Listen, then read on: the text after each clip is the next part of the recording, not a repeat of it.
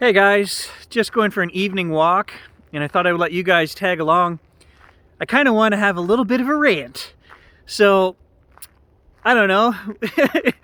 This really isn't the Transcending with Gary video because it's just... I made a video earlier today about purchasing tickets to fly to Arizona and all the trouble we had with the customer service and trying to book the tickets.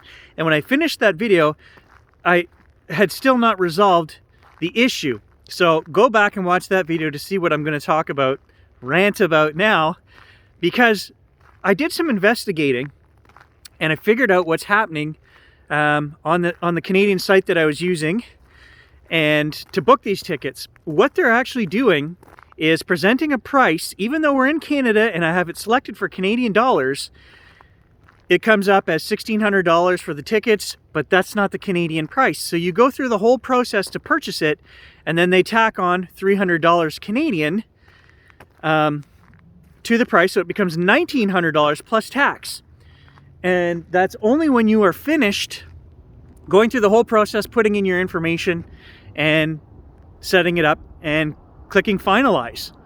So let me be clear, this is not a case of an American price versus a Canadian price. This comes up, you're shopping in Canadian dollars. Oh, here's the best price. I'm using one of these, I'm not going to say which one of these sites which shows you all your options for purchasing tickets.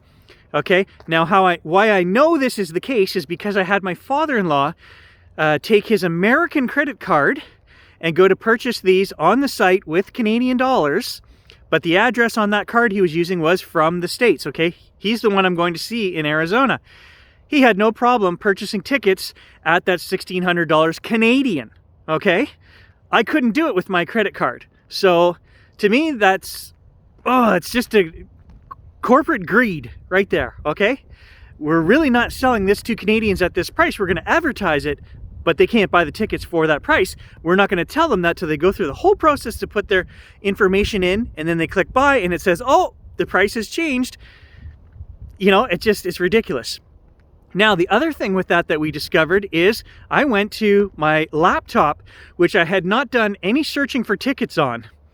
So what's happening is the computer is remembering that you have searched for tickets, the prices it's shown you, what you've clicked on, what you haven't. And I was getting much higher prices on my desktop computer where I had spent 2 days looking up flights, tickets, and 100 different options.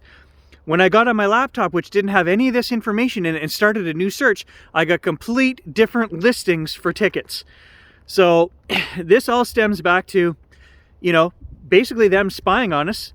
Ever since Windows 10 came out and they gave it to everyone for free because all this is built into Windows 10, this is a prime example of what they're using, the hidden spyware in Windows 10 to keep track of things when your cookies are turned on that you don't know about. Every website you visit, they're tracking all of this, and it will give you different information depending on the device you use. And this is a prime example of that being used against people to not give them, the best deal or the best price to get an extra couple $100 out of them. It's terrible.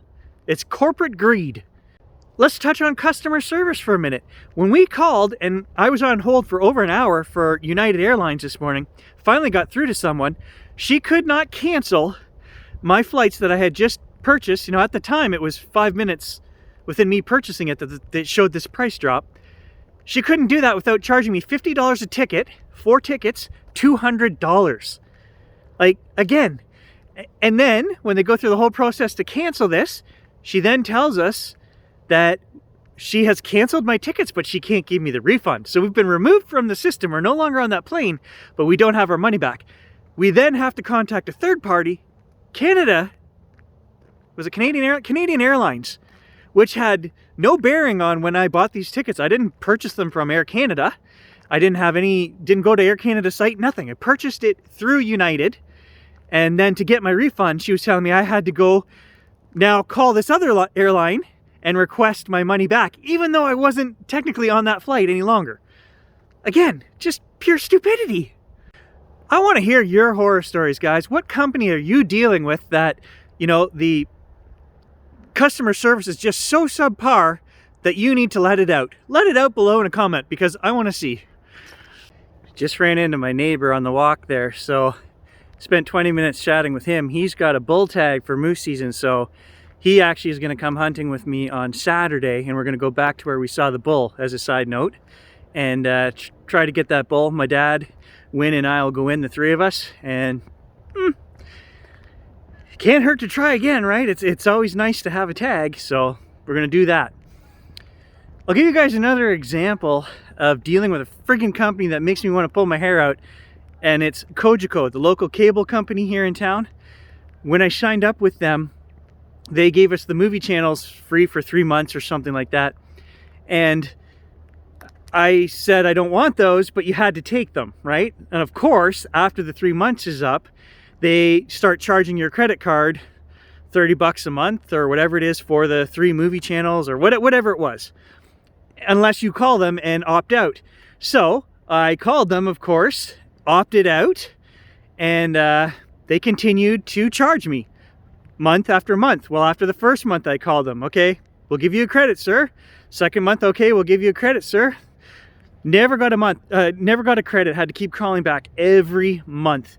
This went on until I had $400 and some in bills for this movie channel, which I had called in, like, I literally had spent over 20 hours on the phone with these guys. It was so ridiculous. I reported them to the Better Business Bureau in town. Nothing came of that, of course, because everybody was. They're so terrible. But I said to my wife, this is a corporate scam where if you've got 1 million Canadians that are giving you an extra $30 a month, right? Let's do some quick math, 30 million a month. Okay, we're going to hold on to that for 6 months. How much interest does a company like that gain on 30 million compounded times 6 months? And then you never give the customer back cash. You only give them credit in your business. So the only thing I could get was $400 and some in credit back from Cogeco. And it took months and months and months to get that credit back. Another scam that I don't want you guys to fall for: when you buy a used vehicle from Honda, in this case, this was many years ago, they sold me a rust warranty, okay? Because the vehicle was 6 years old when I bought it. And if I paid for the undercoating, whatever it was, $1,000, the vehicle was covered. Well, lo and behold, a year and a half after purchasing the vehicle, I think it was a 3-year warranty, one of the doors, the bottom of the door was all rusted out.